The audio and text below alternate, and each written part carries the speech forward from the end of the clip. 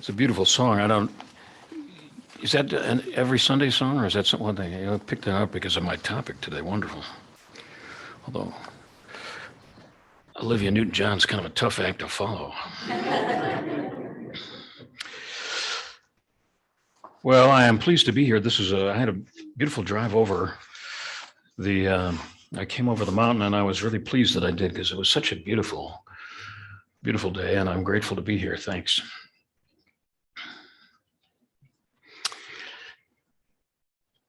There was a group of campers who had headed out into the woods, and they were looking for the perfect campsite, and they found what they thought really was the perfect campsite. And so they set up all their gear, their tents, and they decided that they would start dinner.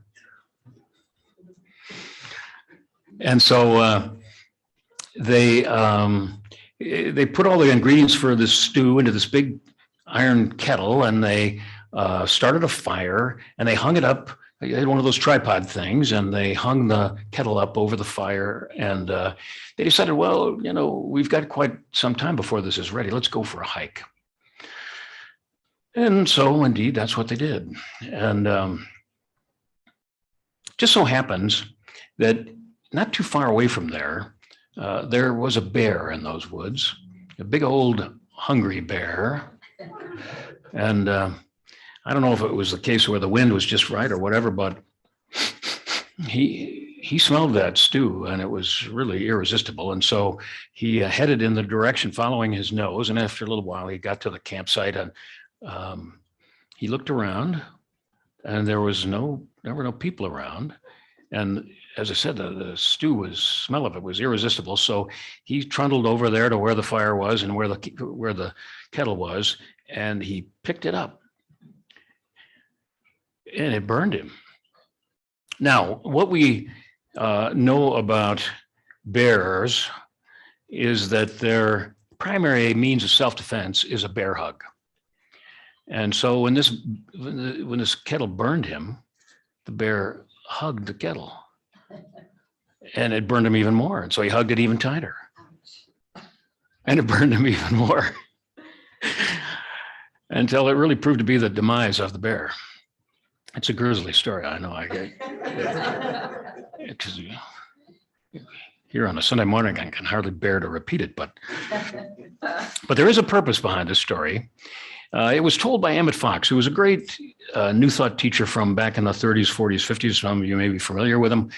And what he said was that while we may scoff at the bear and the fatal flaw in his thinking, is it not the case that all of us at one time or another have had some kind of negative thinking pattern, some kind of grievance, some kind of resentment that we have held on to, despite the fact that it was hurting us and not doing us any earthly good?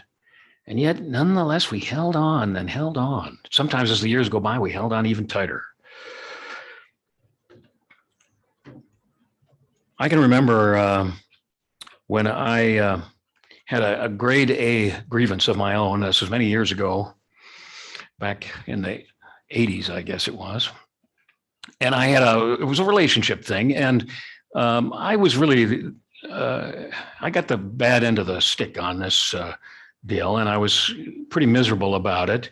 And I was the victim in this little drama. Everybody agreed who I told the story to, and at least until they decided to go and talk to somebody who had something more interesting to say. But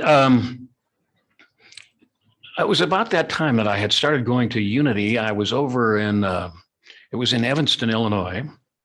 And so I started going to Unity there, and they were going to have a workshop on letting go. And I thought I would attend. It was all new to me. And the workshop leader had us, he explained that the exercise we were going to do was that he was going to invite us to write down on a piece of paper if we had some kind of a grievance or a resentment, something that we'd really been having difficulty with. He encouraged us to write this down on a piece of paper and make it, could be brief, but he wanted us to get into the feeling of it and, get that down on paper, some of that emotion. And he said, and then we're going to do a meditation, and I'm going to walk among you at some point. And if you choose, you can hand me that piece of paper, and it will be as if it never happened. Whatever it was, it never happened. And I thought, whoa, I'm not quite ready to do that. I mean, it did happen, and I got the scars to prove it. And don't think I'm quite ready to just have it not have happened at all. And it was evident that in some way, there was some, as miserable as it was, there was some kind of a payoff for me in holding on to this thing. How different was I really from that old bear who was hanging on to that kettle? Well, what we're going to talk about here today is letting go. And I really love the letting go and letting God is such a beautiful and expansive concept. And it's one that it's really been a favorite of one of which I'm very fond in unity, letting go and letting God. It's really a powerful premise. And when we come to something like a grievance or a resentment, the word, the way that is usually expressed is we were holding a grievance or holding a resentment. So letting go seems appropriate. And evidently, anthropologists will tell you, I guess it's an anthropologist, that a great step in the evolution of our ancestors, what came to be human beings, was when they developed an opposable thumb and sort of they could grab things, grasp things, and hold on to things. But I've also heard it said from I think it was a Buddhist source, that the next great step in our evolution is going to be when we learn to release that grasp and learn how to truly let go. Forgiveness is really the aspect that we're going to focus on here today. And if we've been nursing a grievance or a resentment, I think it's important for us to recognize that what we are engaging in is a vibration that blocks the experience of love and abundance in our lives. It blocks the higher good expression in our lives, because we are all energy systems. We are all operating at some vibrational frequency at some point, and it's probably constantly changing based on what it is we're thinking or feeling at the time. But love and abundance are at one vibration, and if we're holding on to a resentment or a grievance, we're vibrating in a place where we're really blocking the flow of that greater good, of the experience of who we are as a fully fledged spiritual being. And in order to change this, it's not just a matter of forgetting. All of us probably have learned something about the fact that we forget things over the years, but all too often we remember where we buried the hatchet so that we can go dig it up all over again. Eric Butterworth was a great unity teacher, and many of you are probably familiar with him, and I've read. If you haven't read Discover the Power Within You, I would encourage you to consider it. It was the book that Oprah Winfrey held up and said, "This book changed my life." Anyway, Eric was one time attending a memory enhancement class. Evidently, it was one of these evening classes that was held like in high school. And they took a break, and were told they could all go down to the cafeteria if they wanted to, have a cup of coffee and take a break, and then they would reconvene. Well, so Eric did that, and he sat down at a table, and at a table not far away, there was a woman who was talking rather animatedly about something in a tone of voice that made it pretty difficult for him to not hear what she was saying. And he heard her say, "I will never, never, ever forget what that man did to me." Now, he thought it was kind of ironic that here she was at a memory enhancement class, And yet it seemed like, as far as this particular situation was concerned, her memory was perfect. And he speculated that maybe it would have been appropriate for her to go to a class in developing a good forgettery. Now, our culture is not all that helpful in this regard.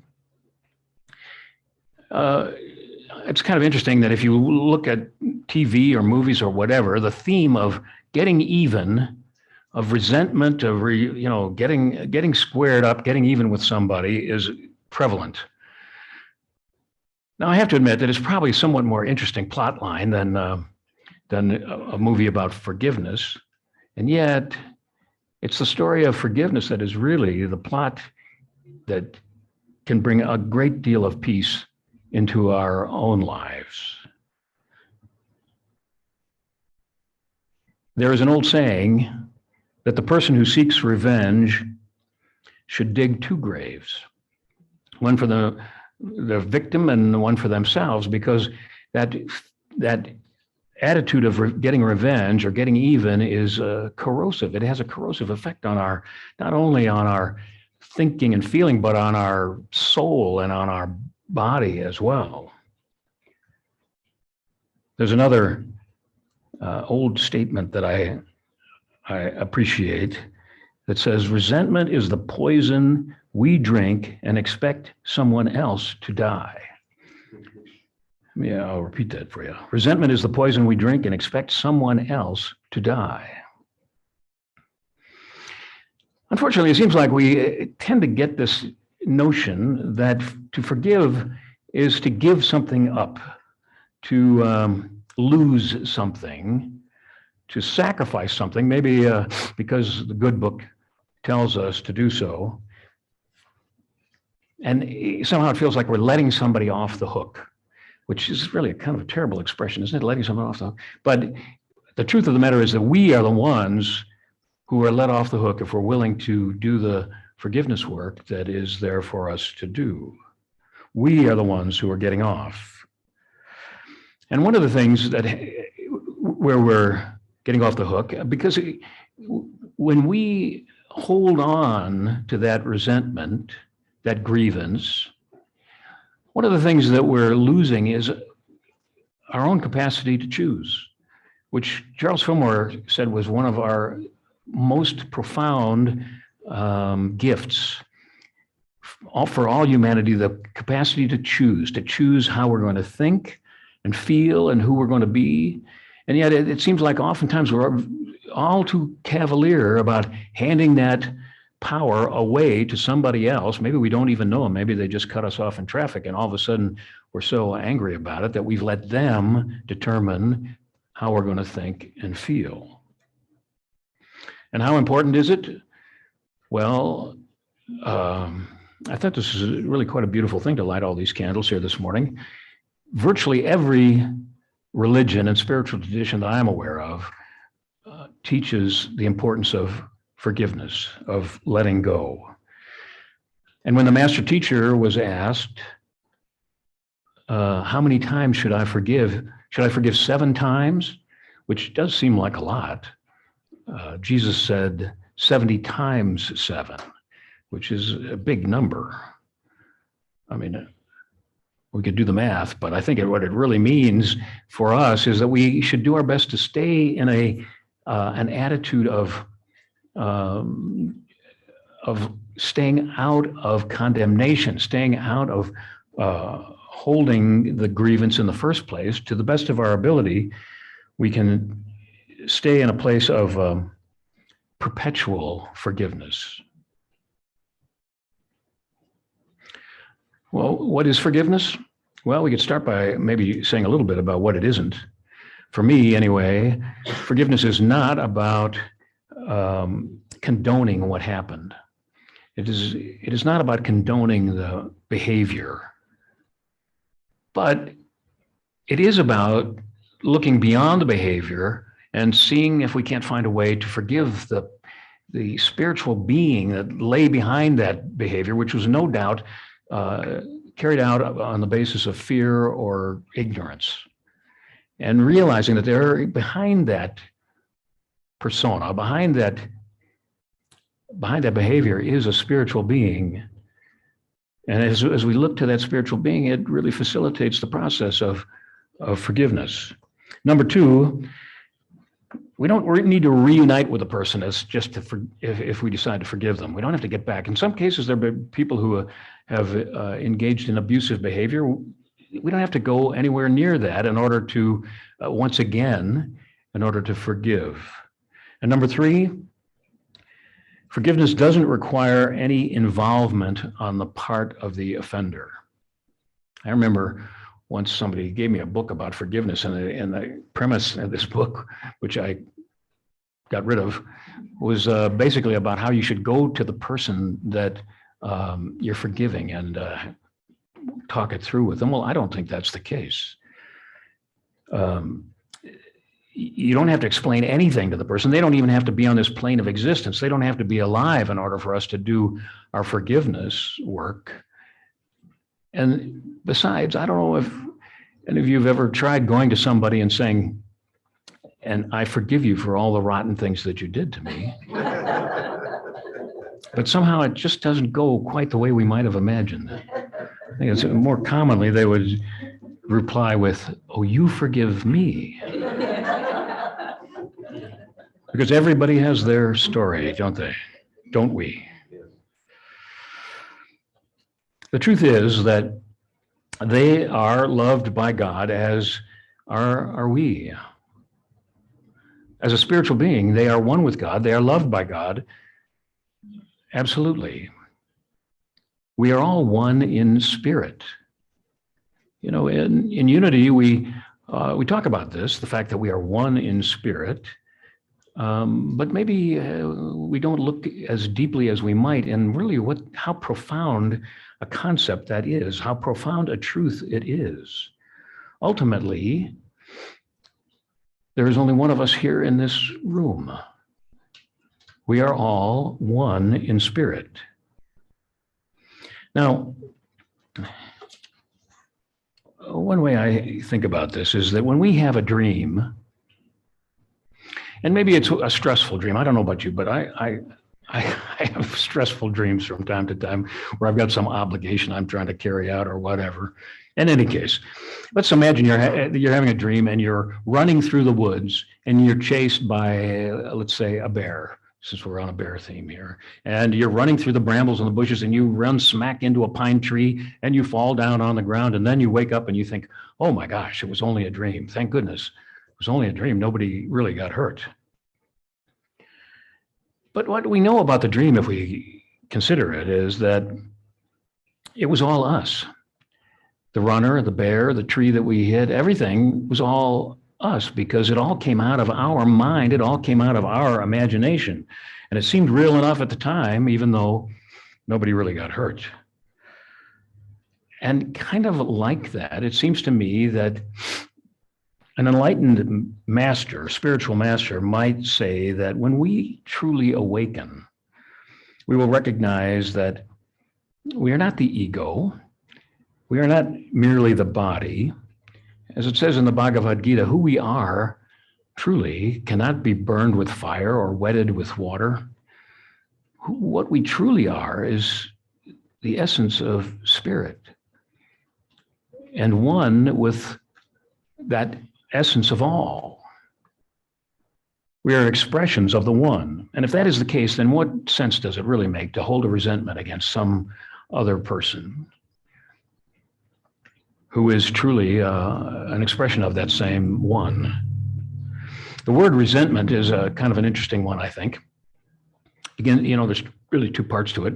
The re part has to do with meaning again. And the rest of that word has the root of sentir, which means to feel. So it's really about feeling that negative feeling, or that feeling of victimization, or whatever it is, over and over and over again. And is that what we want to be doing with our life and our energy? I think one way we could think about forgiveness, if we want to think about what forgiveness is that to truly forgive is to grant someone safe passage through our mind. Let me repeat that for you. To truly forgive someone is to grant them safe passage through our mind. Now, I don't know about you, but there may be someone who isn't particularly safe in their journey through your mind. But if that is the case, I have an affirmation for you. It's a simple one, but a powerful one, I think. It goes like this. I release you to your highest good and me to mine. I release you to your highest good and me to mine. So I invite you to join with me in affirming that together. I release you to your highest good and me to mine. I'm going to say that just one more time. I release you to your highest good and me to mine. And so it is. Jerry Jampolsky, who was a psychologist as well as a spiritual teacher, and he developed a program called attitudinal healing. I sometimes think I date myself when I talk about these people from way back when. But Jerry was a wonderful teacher, and here's what he said. It is not the past or the person that is hurting us. It is our attitudes now, and we can change our attitude today. In other words, what I hear him saying is that while we might think that there's something that happened in the past or somebody out of our past that is causing us pain now because of something that happened, what he's saying is that's really not the case. It is our thinking that is causing us the pain or discomfort today, and that's something we can do something about. And generally, we have a perception of something that happened in the past. What I would suggest, though, is that sometimes that perception is not quite as accurate as we might come to think it is. I mean, we have our memory of what happened. We have our story about what happened, which in some cases we have developed into quite an elaborate drama. But how accurate is it really?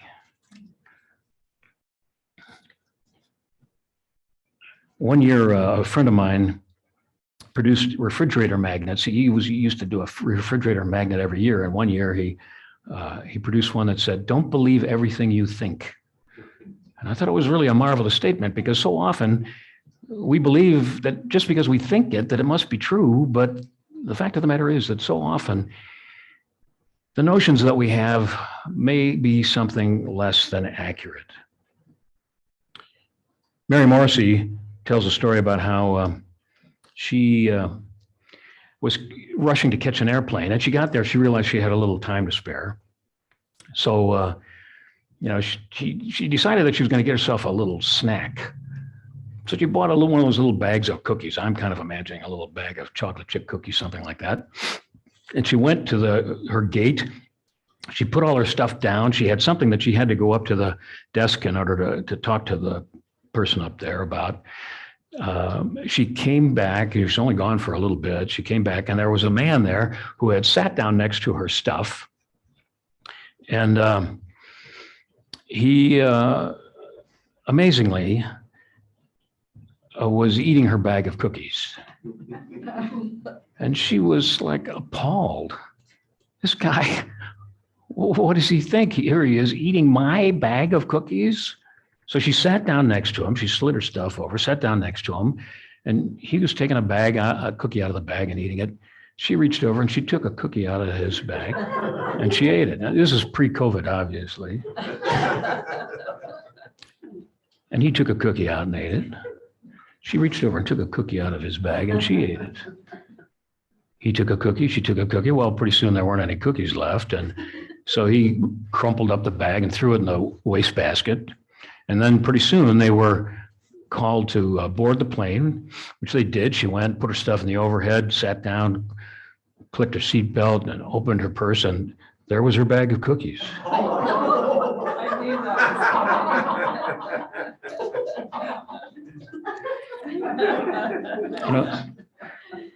Sometimes the story that we have isn't quite as accurate as we might think. I know one time I was over in Prescott, the path between church and home took me on this road called Montezuma and by the hospital over there. One evening I was driving home from church and this car came whizzing up from behind me. It must have been doing about twice the speed limit. It curved around me and I was like, who do you think you are? Until I turned the corner and noticed that the car had pulled into the emergency room and that's where it was parked. And I had to reluctantly realize that maybe the story I had told about that wasn't as accurate as I might have thought. Well, the workshop that I mentioned at the beginning of this was done by a man named Arnold Patent. Some of you might have heard of Arnold. I think he's actually still around teaching. And what he was really working towards, as I see it, or as I saw it in retrospect, is that he had us write down this thing and about our grievance, our story, and he wanted to get us sort of emotionally engaged with it. But at some point, what he was looking for, it seemed to me, was he wanted us to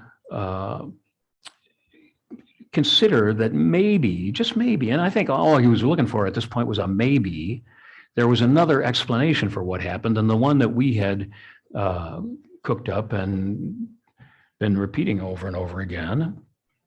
And this process that he put us through really worked for me because I realized that maybe, just maybe, there was another explanation for what took place, that I was where I felt so wronged and so victimized. And for me, what it turned out to really, the way I came to understand it was that I was stuck. And I was in sort of one of those comfort zones that's not very comfortable really, but I was stuck there anyway. And that it was time for me to move forward with my life. And that spirit, that divine spirit, loves us so much that it's not willing to allow us to just be in some backwater holding onto this bank, like grabbing onto a root by the side of the bank of the river, when we could be out in the flow of things, the flow of life and love and abundance. So that spirit is constantly attracting us, calling us closer.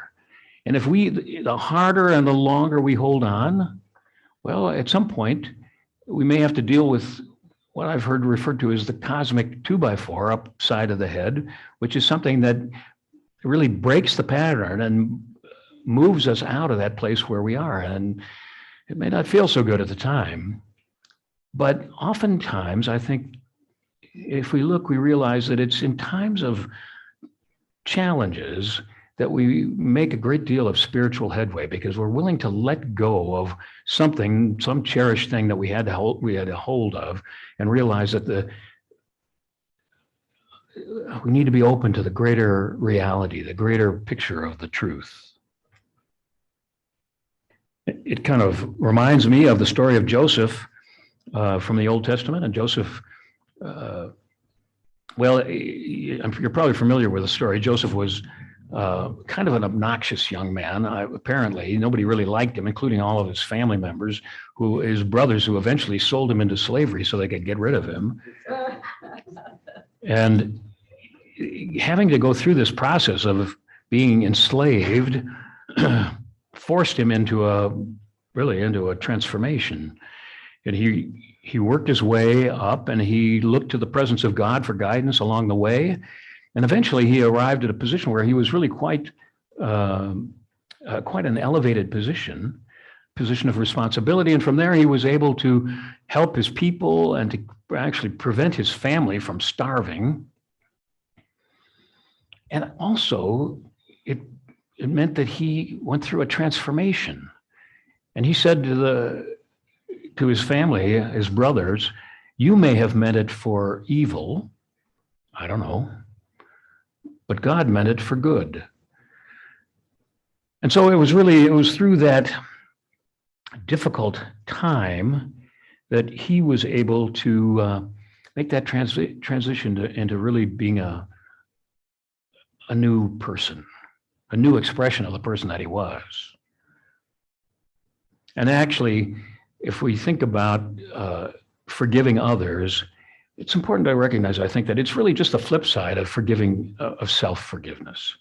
If we've been holding a grievance or a resentment against someone else, the fact of the matter is that underlying that, we are inevitably holding something against ourselves that needs releasing. And in the process of forgiving others, oftentimes it opens the door for an experience of self-forgiveness. Now, we live in challenging times, there's no doubt about it. Anger and even hatred, it seems, are considered acceptable discourse among people these days. It's almost as if you're expected to be angry about something, and there's got to be somebody that's to blame.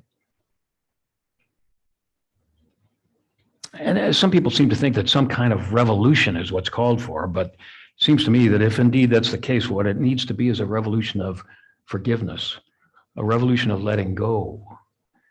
I was just reading yesterday, Rumi said, beyond right and wrong, there is a field, and I will meet you there. And it seems to me that really that's Spirit speaking to us. That if we getting beyond that place of feeling that we're right, getting beyond that place of right and wrong, or right doing and wrong doing, we can arrive at a place of peacefulness with that silent but powerful presence that is always here, that is one with us, that is uniting and connecting and guiding us. I invite you to join with me as we take this into prayer for a moment. And let's begin by taking a breath and releasing it, letting it go.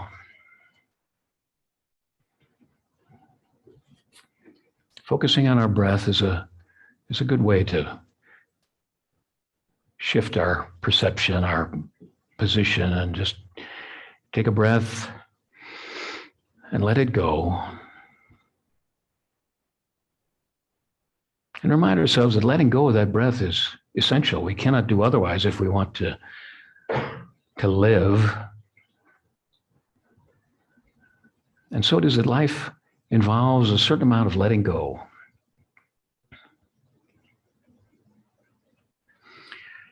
We take a breath and we let it go.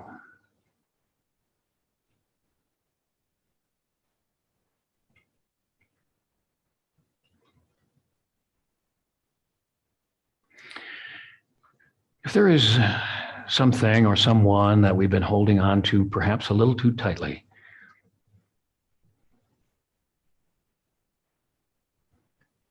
we might bring to mind that statement, I release you to your highest good and me to mine.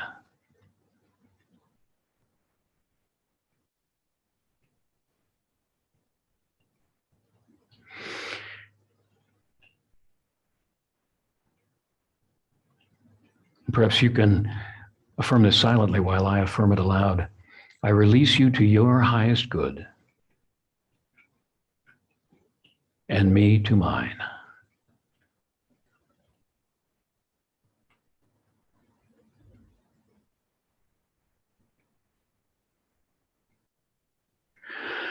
God, we are grateful for the gift of life. May we be open and receptive to the experience and the expression of your divine love and wisdom.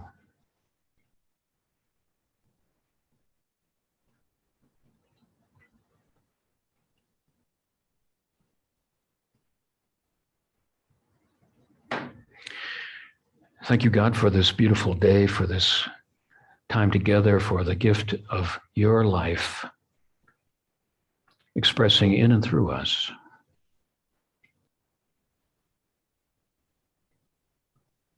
Thank you, God, Amen. Thanks.